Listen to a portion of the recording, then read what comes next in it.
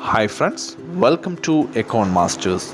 In today's episode, we are going to discuss leadership and what are different theories associated with leadership.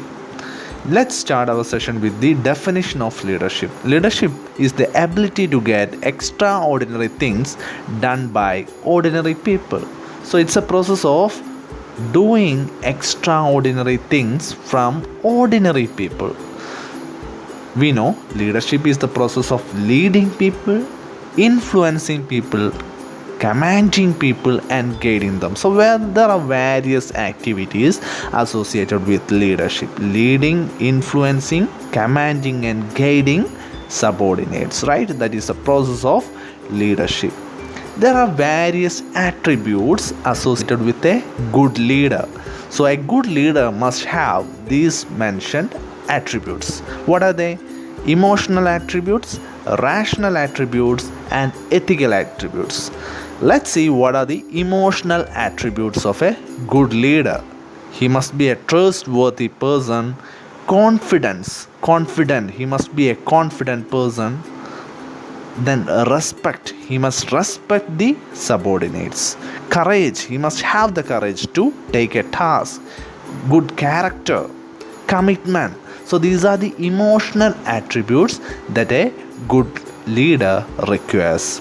Then we are going to the rational attributes. Rational attributes include communicator, the good command, word of command. Then comes general knowledge, ability to take risk, and technical skill.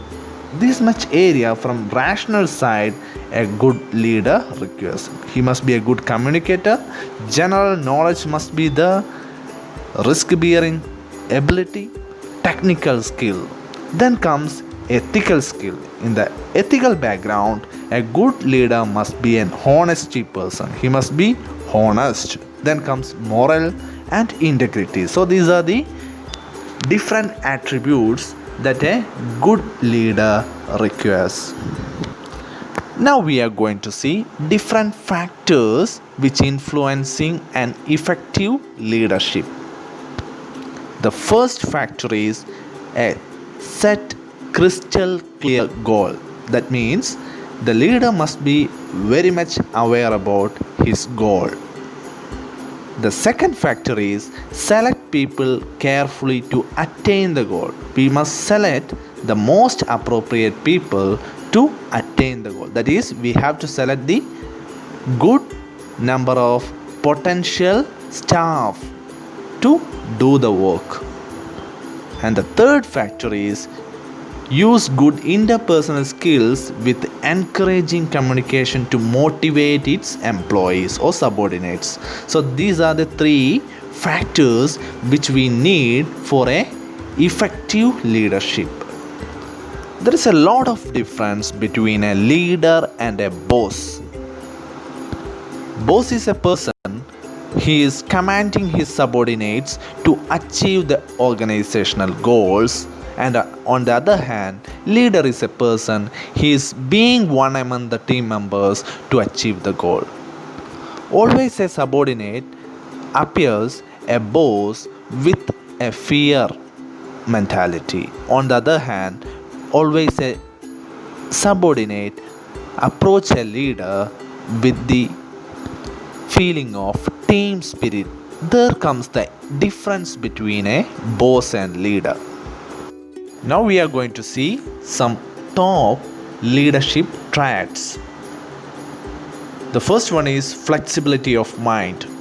A leader must have a flexible mind rather than a rigid one. The second one is human relationship. So definitely leader is a person managing a group of subordinates. So definitely he must have human relationship skill. Then comes imagination and clarity of thoughts. His ideas must be definitely well organized and clear. Then comes enthusiasm and drive. He must be an enthusiastic person.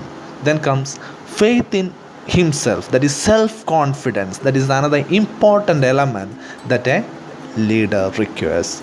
Then comes mental and physical energy. He must able to communicate himself mentally and physically with its subordinates. That there comes the importance of mental and physical energy. Then seventh one is fact and humor.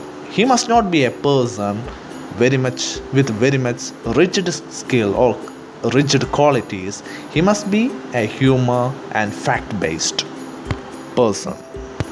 Now let's see what are different theories associated with leadership.